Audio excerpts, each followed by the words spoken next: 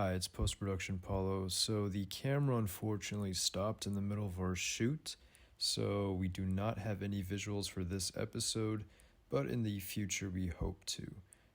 Okay, bye.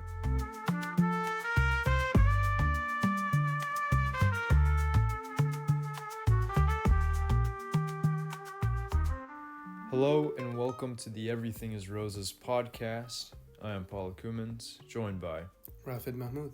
So today is the second episode, and it is very special because it is the first time we are introducing the camera.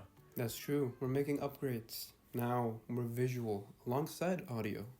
So we hope this makes it more entertaining. But Yes. now, what are we discussing today? So today's topic is something very relevant, I'm sure, for a lot of people right now.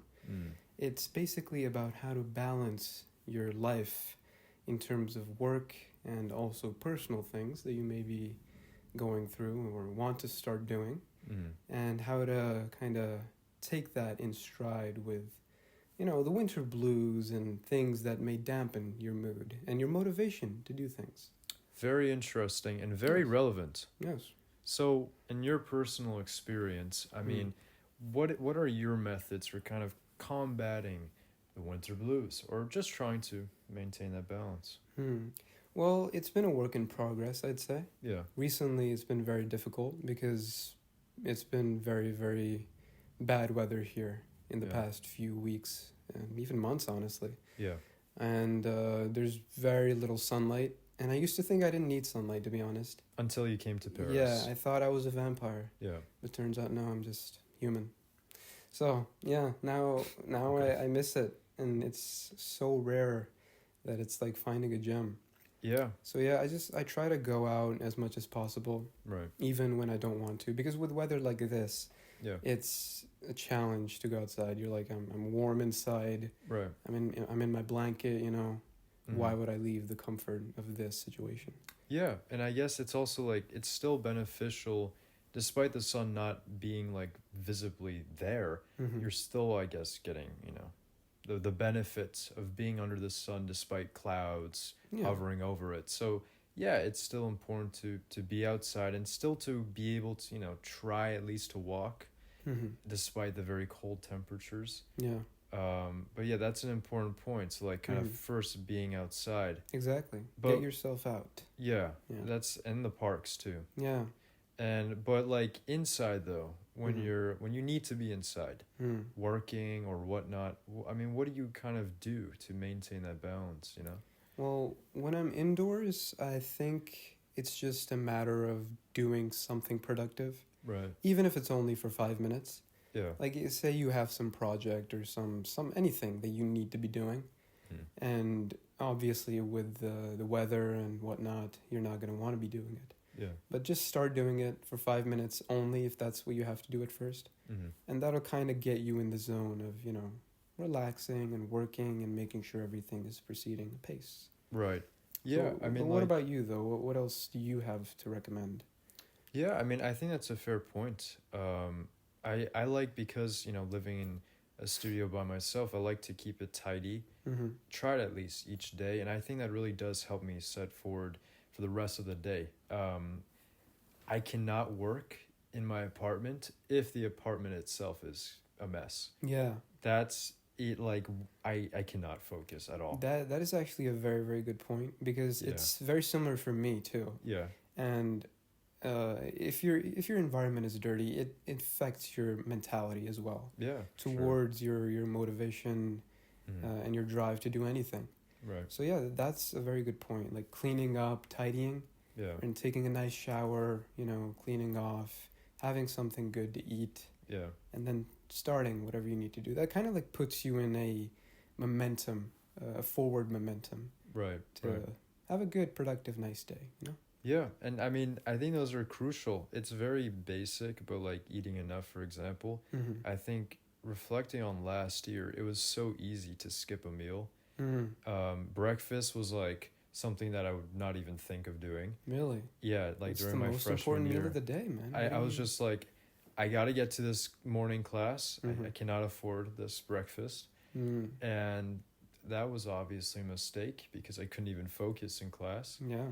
And yeah, I mean, it is very easy to want to skip a meal if you need to, I don't know, if you're so occupied by work, you're like, oh, this is not important. Yeah.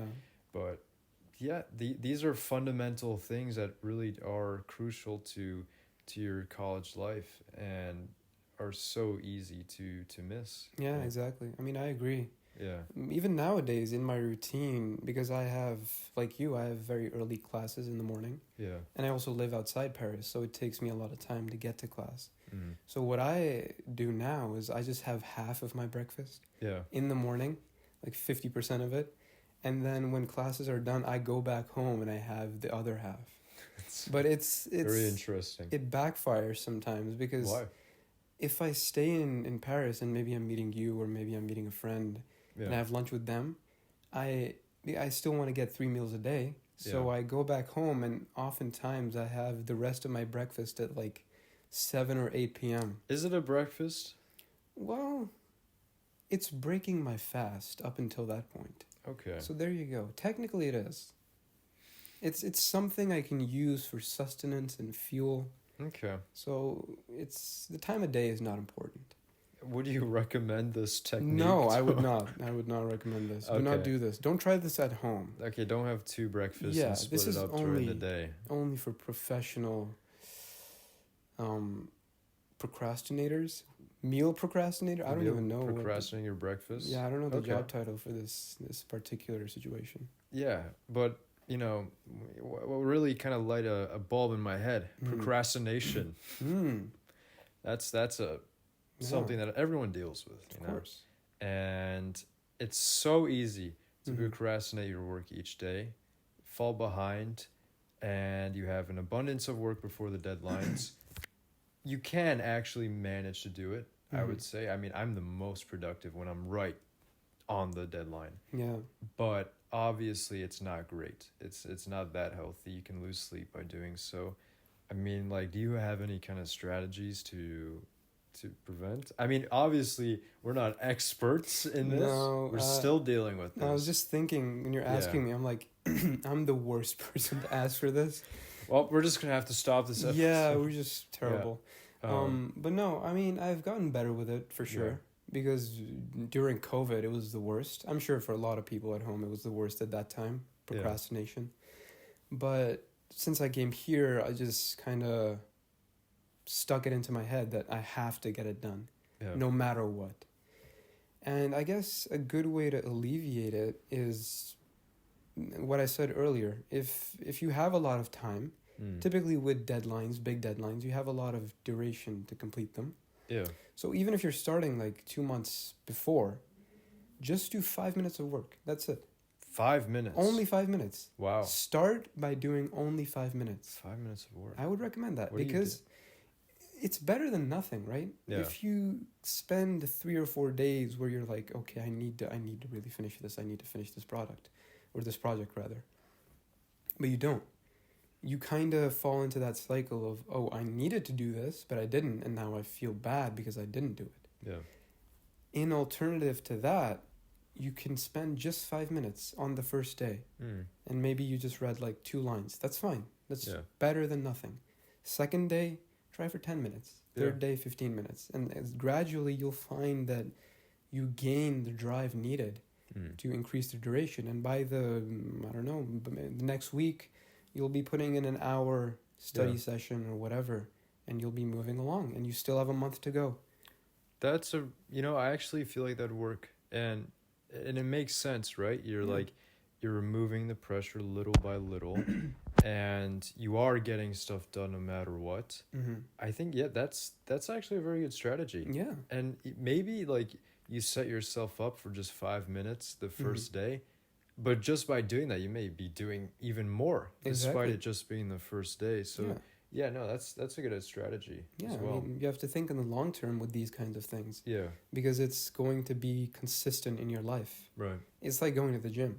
Yeah. You don't have to, like the first day you step into the gym, you don't have to have perfect technique and know how to do which exercise and when to do it. Right. As long as you're coming to the gym every second day or maybe 4 or 5 times a week or maybe even 2 times a week, Yeah. you're still doing better than what you were doing before. You're still on the right track. So it's the same principle with this. It's starting. And starting tends to be the hardest step. Yeah, definitely. So whatever is necessary to alleviate that difficulty is perfect for you. That makes sense. Yeah. Yeah. And I can also add on another thing. I think also, in addition to doing that, you can also apply the divide and conquer strategy. Wow. Well, that's also what you're doing with that, but because there's, applying British war strategies. well, no, isn't it like Roman? Is it? Yeah, like in Roman Empire. Well, you're the history major here, so Yeah, you would know, I guess. Anyways.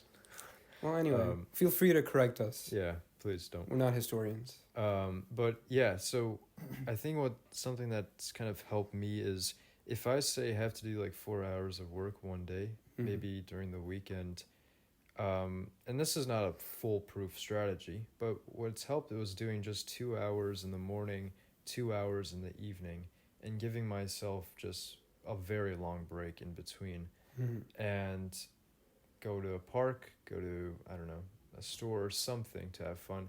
And I think that's been pretty helpful. There's way less pressure. Yeah. And I don't feel like I'm dreading the fact that I have to do, additional 2 hours later in the day.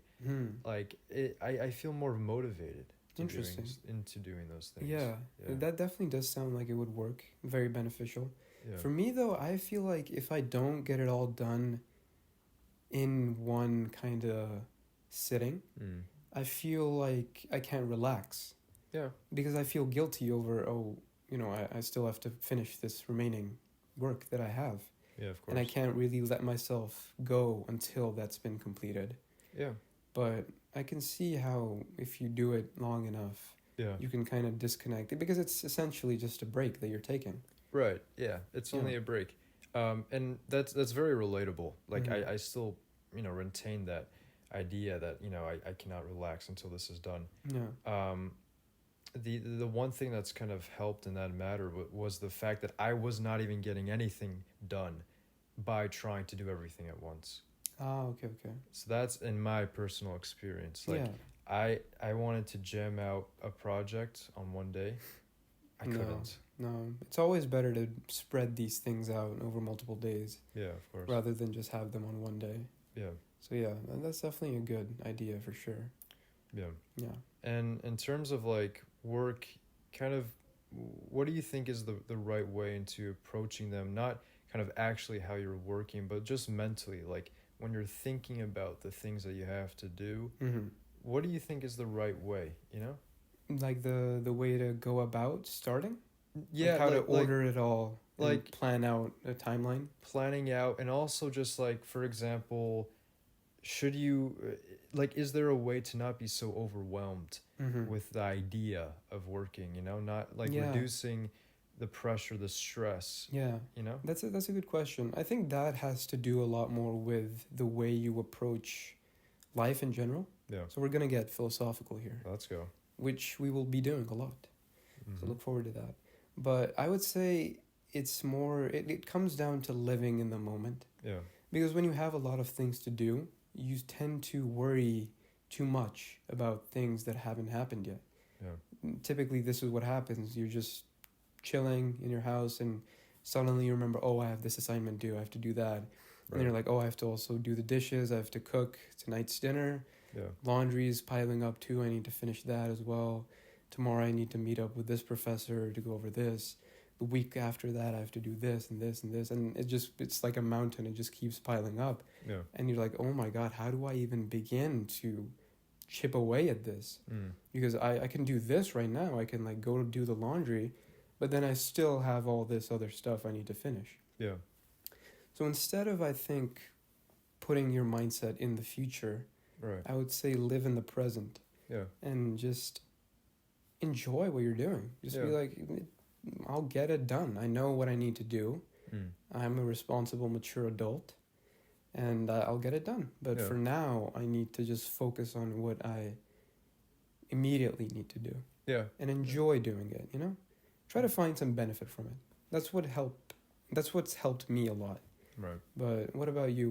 What helps you kind of alleviate that mountainous scenario. Yeah, I mean, I don't really know kind of what I've been doing, to be honest. It's just naturally I don't feel that kind of stressed about the piles of work I have to do. Mm-hmm. I don't know why, but it's not like a level of, I don't care of what I have to do. Mm-hmm. It's still in my mind. I'm still concerned about it, but I'm just not putting so much attention to it until I actually need to do it. Okay, so for you, it's more like just do it kind of thing. Nike. Shia LaBeouf. Very nice. Very nice. That's pretty much Well, it. if it works, it works, man. Yeah, it's just kind of like it just happens. And well, I think that's it may be a different outlook at first, but I think it's the same as what I'm describing. The same thing, yeah. Where you don't worry about it that much. Just don't think about it too much. Don't think about what you have to do in the future. Just do it now, and you'll find that it just kind of gets easier and easier. And once you start to actually enjoy what you're doing, then it doesn't really even seem like a chore anymore. Yeah, and it's very universal. I mean, it applies to everything. Like, if you're suffering from a lot of anxiety or something, it's like, this is a valuable lesson. It's just you cannot be overconsumed by, like, all the fears that you have. Exactly. I mean, you really just cannot. It's not how life works. Exactly. It's just, you can't overwhelm yourself. You have to slow down. Smell the roses, Go outside. Yeah, smell the roses. Exactly. Oh, smell the roses. That was a nice one. Because everything is roses. Yeah, exactly. You tied it in well. Yeah. Roll credits. This is it. Finished. That's just going to be the introduction. Yeah. But it's interesting. But speaking of the weather, though, I'm curious, do you have to also struggle with winter blues back in New York as well? Because the winters there are especially harsh from what I've heard. Yeah. I mean, I did like kind of, where I lived in the mountain, it's like, it's very beautiful, covered in snow and such. But of course, that's not every day. You're going to have those days where it's just all the trees have no leaves and you have gray skies. It's really like, it's tolling on. Yeah. But yeah, I mean, I remember especially during high school and during the pandemic, of course, it was a struggle. It's very not easy to just like look out and it's the same thing that you've seen for multiple days. Yeah. And to even pay attention to your work is difficult. And what I hated was seeing like a screen that was all white and then papers that are all white and you look outside, the sky's all white. It's like an insane asylum. Yeah, it's like, what am I going crazy here? Yeah. It's it's definitely difficult, and everyone goes through it. Exactly. And you lived kind of away from the city, right? Yeah. And that would have been even more difficult, I imagine, because you kind of don't get to see people going about their day despite the harsh conditions. Because when you see that, you're kind of motivated. Yeah. And you're like, we're all in this together. Like everything's moving still, right? Yeah. It's like people, it may suck outside, but people are still going to school, going to work. Right. So I should also kind of get up and do my thing. Yeah, no, I think that's pretty true because it was pretty stale outside. I mean, I would see like the squirrel, like. Well, the squirrel's getting his nuts. I gotta get up. I gotta get my nuts. He was working. Yes, he was. He was just chilling on the branch. He doesn't even get paid either. Yeah, I mean, maybe that was the motivation to power through the work. Yeah, the nut. The squirrel. Okay. Yeah, the squirrel himself. Okay. But yeah, I mean, it's kind of hard to navigate through it. It's you just kind of have to keep yourself occupied with other things. Now I'm bridging it towards a different topic. You're very, very good at like bridging things together. Thank you. No problem. Extracurricular activities. Okay. Extracurricular. Yeah. What have you been doing as an extracurricular?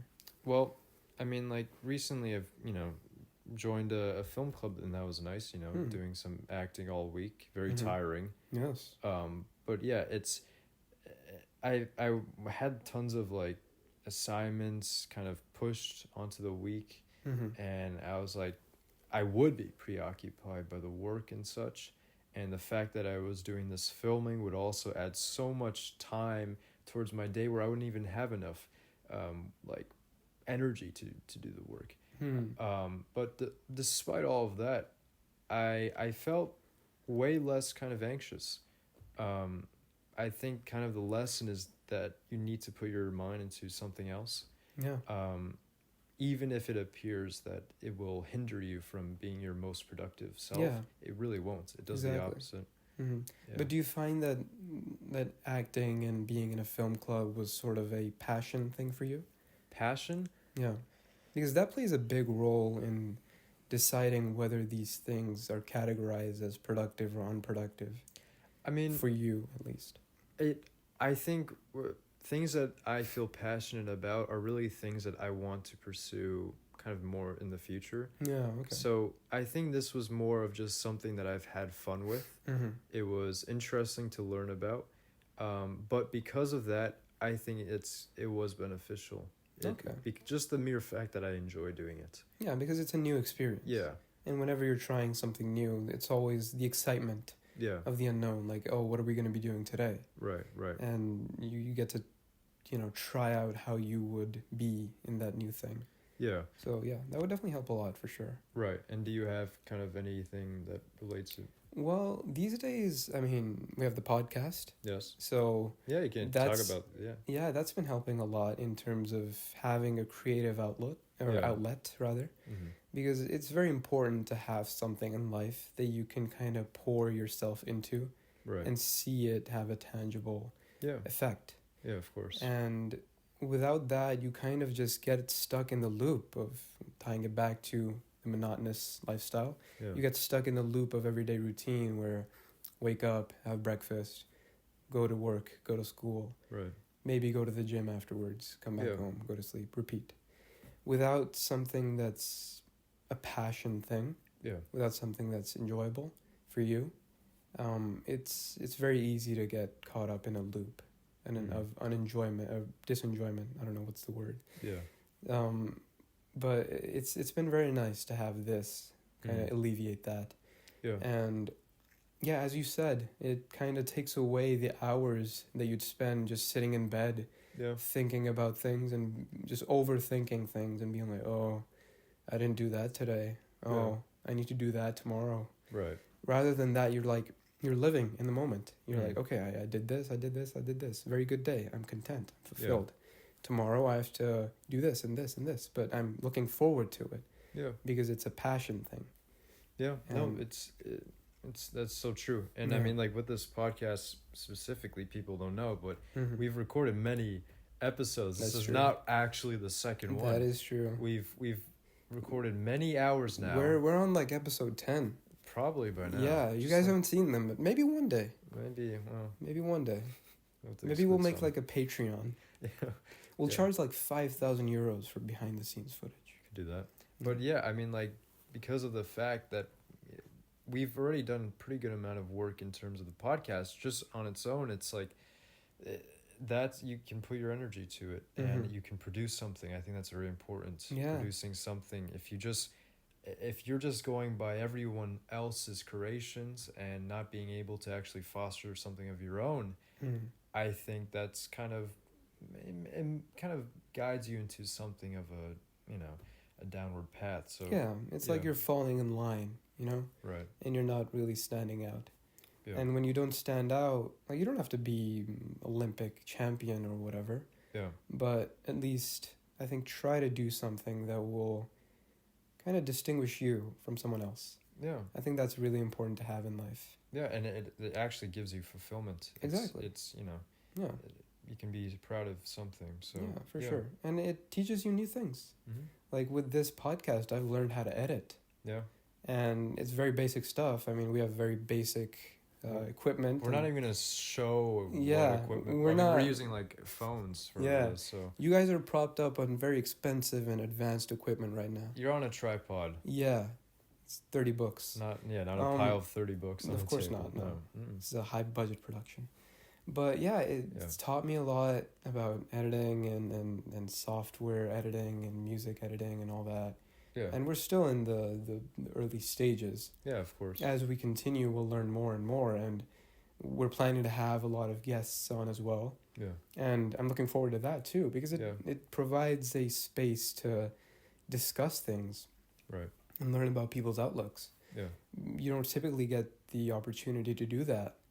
Like, you'll meet people and make friends, of course, but to have the environment where you can interview them and learn about their outlooks on life and how they tackle these kinds of issues too. Right. It's a good gateway, I suppose, to that. It's definitely been a great thing. And I think also, like, something that I really do enjoy about it is the challenge. And it sounds almost contradictory, but and we were even discussing prior to actually making an episode that it will become a difficult process, and it would be demotivating sometimes. I mean, just again, the fact that we've already recorded many episodes, weren't like satisfied with them, and we were kind of analyzing like, what could we do better? Is it the topic, you know? So yeah, I mean, I think the challenge has been helpful because you can apply it to anything else. It's the fact that you're just, you know, constantly working on the same thing, keep on going, then you're going to see results and be even more proud of it because you're able to overcome these obstacles. Yeah. And so it's like, I think with this, it almost allowed me, and I don't know about yourself, but it's like almost be happy about the challenges that arise. Yeah. Yeah. Because you get to see difficulty come up. Yeah. And then you get to see yourself adapt to that difficulty. Yeah. And when you do it in a way that's satisfactory to you, that makes you happy because you think like, yeah, I had a challenge, and I overcame it with the help of my, you know, wonderful co-host. Yeah. And that it helps. It's really nice to just. I mean, it's a natural thing for humans. We love challenging things, and obstacles in life that we get to test ourselves with. Yeah. Because there's two types of these kinds of obstacles. Ones that just kind of get in the way and hinder your progress. And those tend to come with things you don't really enjoy doing. Like if you're in a 9-to-5 job that you don't like and, you know, maybe your boss isn't going to pay you for a month, that's an obstacle obviously you're not going to enjoy tackling. Like, oh, what do I do? Let me think about this. But with this, it's more like it's a passion thing. So you get to actually enjoy the struggle. And overcome it, and then see the result of that too. Like it's a reward. It's almost like a video game, you know. Yeah. You're climbing up a mountain, and you get to the summit, and you get to see this beautiful view, this vista. So being appreciative of the challenges ahead. Exactly. And I think the wonderful thing, I mean, about being in university is the amount of things you can experiment with, in preparing you to be able to create things. So like.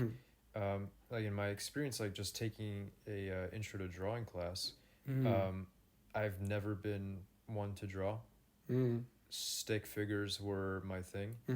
But you know, this kind of it's helped me kind of be more passionate about drawing, and I think it's just the fact that I'm able to see the things that I've produced that I wouldn't even have been able to think of, you know, being able to make is very rewarding. So I guess, you know, for people to be able to worry, I see that little smirk.